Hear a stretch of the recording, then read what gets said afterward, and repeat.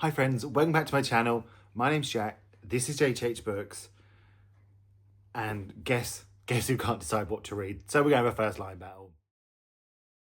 So, I can't decide what to read, but like not in a bad way. Normally I do this, don't I, when I'm a bit struggling, but that's not happening this time. It's more of like, I've got a lot of books I've owned for a long time, and I haven't read them, and I kind of want them gone, but I sort of do want to read them at some point. So it's more like this. I just want to get through the backlist. So it's more choosing books through the backlist almost. Do you know what I mean? Sort of to get through my books. That's sort of the point of this first line battle, you know, just to get in an old book that instead of, you know, prioritizing the new ones, which, you know, I do quite a lot. If you hear a lot of noise in the background, it's the cat running absolute wild for some reason. Absolute wild. There's nothing here, stop. You're going, oh, I don't know what's happened. All of a sudden, I think he's trying to show off for the camera. But yeah, I've got maybe 8, 9, 10 books. Can't remember. And I just wanted to read all of these at one point. So let's see which one I'm going to read, and let's start making my way through the backlist. First up, we have The Dollhouse by Anne Patchett. Beautiful edition, absolutely beautiful edition. But I've owned this for so long. I've never read an Anne Patchett before. She's had a new book come out since. It came out in, when was it published? 2019. 6 years ago. And I haven't read it. See, that's not good. So let's find out that cat. Let's find out if it's gonna win or not. I don't think it is for some reason. I've already decided. No, I haven't decided really. Part 1. The first time our father brought Andrea to the Dutch house, Sandy, our housekeeper, came to my sister's room and told us to come downstairs. Your father has a friend he wants you to meet, she said. Is it a work friend? Maeve asked. She was older and so had more complex understanding of friendship. Sandy considered the question. I'd rather not say. Where's your brother? Cat, I feel like you're going to attack me. Don't attack me. I'm your friend. Okay, so intriguing. Who's the father? Who's the father's friend?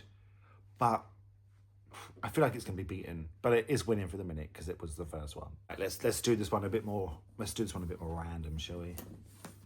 What do we have? Oh, we have Leading Men by Christopher Castellani. Garth Greenwell is on the front cover. That's always a good sign. I know this is about like a movie star, isn't it? I think so. Yeah.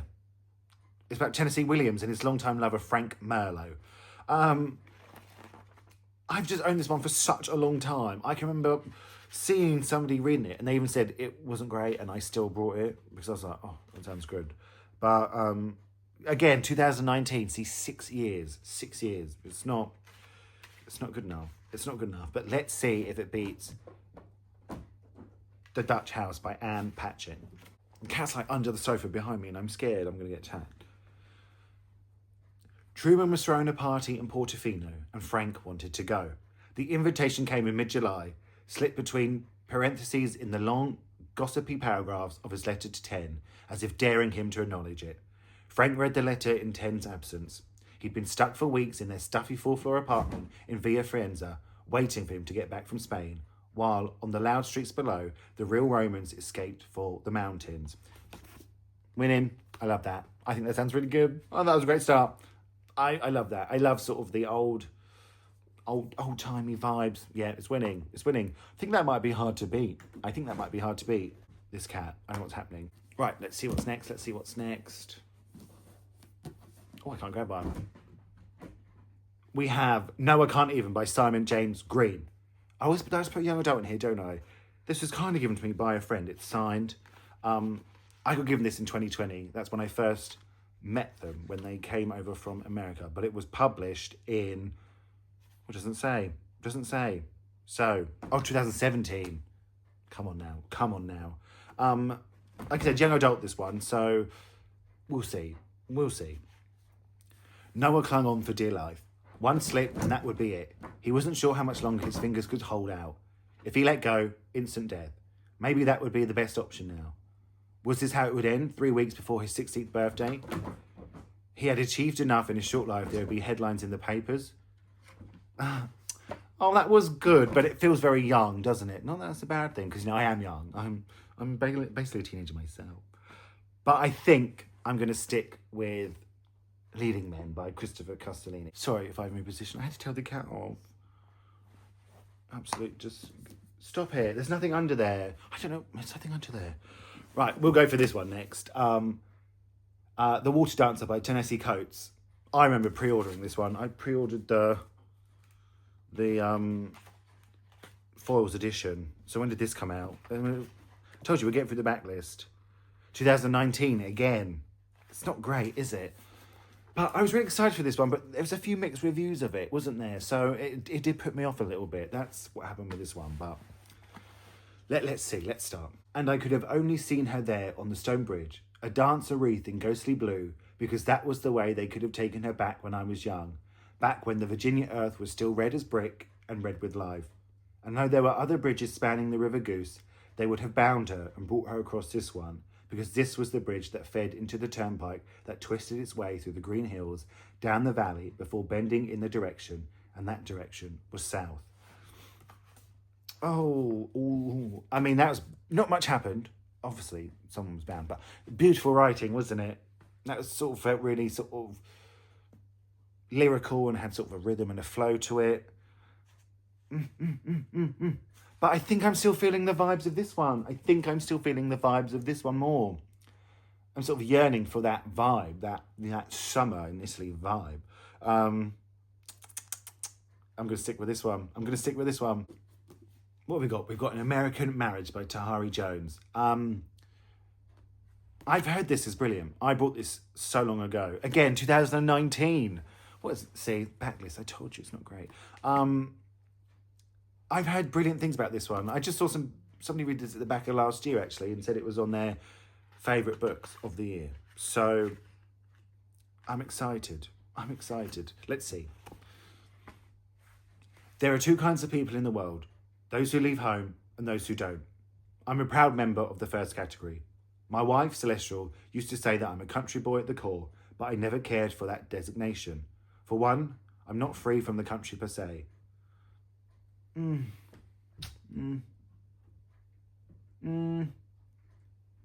Although I think it would be a good book, I don't think that was the best start. I'm sticking with Leading Men. Right, let's see what's next. It might not even be a book. Ooh, contender. We have The Great Believers by Rebecca Mackay. I literally saw someone reading this and say it was one of the best books they've ever read. It was in the top 10 books of the year. When did it come out, though? 2018. And this was come out 2019, this edition. So, again, I mean, I'm pleased to sort of be looking at the backlist, but 6 years is a long time, isn't it, to own a book and not read it? But I have to judge it just on the lines, on the first lines, because I feel like this could be one of my favourite books ever, but I'm going to try and forget that and just judge it on the lines. Okay, clear my mind. 1985, 20 miles from here, 20 miles north, the funeral mass was starting. Yale checked his watch as they walked up Belden. He said to Charlie, "How empty do you think that church is?" Charlie said, "Let's not care." The closer they got to Richard's house, the more friends they spotted heading the same way. Some were dressed nicely, as if this were the funeral itself. Others wore jeans, leather jackets. Okay. See, because I know what it's about and I know the implications, what that means, but if I was just judging those first lines, I think this is winning. I think this sort of wins a lot because it, even if you don't know, like, the vibes, like you get the Tennessee Williams, you just got the vibes from the first lines, didn't you? Okay, this is still winning. Then we have My Policeman by... Oh, this one's not winning, it nearly hurt me. Then we have My Policeman by Bethan Roberts. Basically, I want to watch the film as well, and I haven't watched the film because I like to read the book first, but I would like to see the film. This was published in 2012, but obviously I didn't own it then. But wow, 2012. Okay, let's see. I considered starting with these words. I no longer want to kill you, because I really don't. But then decided you would think this far too melodramatic. You've always hated melodrama, and I don't want to upset you now. Not in the state you're in. Not at what may be the end of your life. No. I had to read that you didn't see it, but I had to read that 5 times, so I couldn't get into the rhythm or the flow of it. So that ruined it for me. Leading Men is still winning. We had The Charioteer by Mary Renault. Now, I know this was written quite a while ago, wasn't it? 1953. I've owned this since 1953, friends. No, I haven't. This is actually the most recent acquisition. But some of these are sort of queer books I think would be brilliant. And that sort of more fits on this because people keep telling me to read it suddenly. I'd never even heard of it until I brought it. And now people are like, yeah, you've got to read it. So that's why. So I did cheat a little bit. Is this... Chapter 1. It was the first time he had ever heard the clock strike 10 at night. If he had been asleep and waked to hear the strokes, it would have been different. A small, manageable fragment broken off the unknown hinges of night, from somewhere in the middle. He would have been a little uneasy, perhaps, in his waking solitude, and if he heard anyone stirring, would have found something legitimate to call out for, such as a drink of water. No. What's he talking about a glass of water for? Leading Men is still winning. I think I'm going to be spending a summer in Italy, friends. Last one. It's The Chunky Boy. It's The Scottish Boy by Alex de Campi. Again, sort of maybe the second most recent one on here. It was published in 2020. So, still 5 years ago, isn't it? Still not great. But probably the most second recent one I've got. But I think this featured on a TBR for autumn because I had autumn vibes for me. And we're in the middle of a huge storm, so it is very autumnal here still. So it could work. But let's judge it on the first line. Harry slows his horse as he reaches the marshalling field. He has pushed the little bay palfrey to her utmost, riding hard for a fortnight across the long spine of England to catch up with the king's forces. And now, at the edge of Edward's camp at Berwick, he finds he has missed the battle against the Scots by a single day. The only question that remains is whether he's missed the war.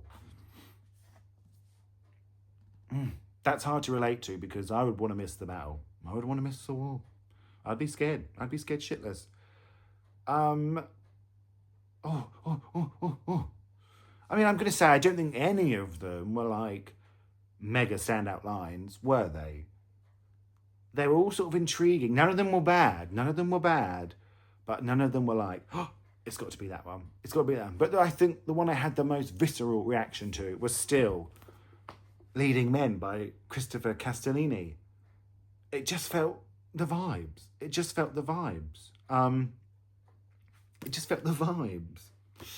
just feel like it's going to be sort of old Hollywood, old fashioned vibe summer. You wouldn't get that summer in Italy now. Everyone would just be on their phones. And I would be too, yeah. I'm not judging. I would be too. Right, let's read a bit more and we'll see if I was correct or not. Truman was throwing a party in Portofino and Frank wanted to go. The invitation came mid-July, slipped between parentheses in the long, gossipy paragraphs to his letter 10, as if daring him to acknowledge it. Frank read the letter in 10's absence. He'd been stuck for weeks in the stuffy 4th-floor apartment of Villa Forenza, waiting for him to get back from Spain, while on the loud streets below, the real Romans escaped for the mountains. He replied to Truman with a brief telegram, and then he called the finest hotel in town, the Splendido, to book a room. He auditioned various linen jackets and swim trunks and hats in the mirror above the dresser, mended 2 pairs of 10 socks, and walked their silks down to the cleaners. When 10 returned to home to find their bags lined up in the hall, packed for another trip, he didn't protest. He was sweet on Frank again after 3 weeks apart. A drive in the Jag up the coast of LaGuardia, far from the melting hearts of the Centro, could only make things sweeter. Oh, I think that sounds sweet. Still wasn't great. Still wasn't great. But I think it sounded sweet. I'm happy. I'm happy with my choice. And then, to get this off, my TBR, to get the backlist read, and to see if I should have listened to that person when they said it actually wasn't great, and not wasted my money. I think that sounds good. So, let me know which book you would have picked from this lineup. Let me know if I got it right. Let me know if you've read any of these and you think I'll love them. let me know if I should just put them in a haul straight away, because you know I'm not going to like them. I want to thank you all so much for watching. Feel free to like and subscribe. I'd really appreciate that. I really, really would. And I'll speak to you all really, really soon.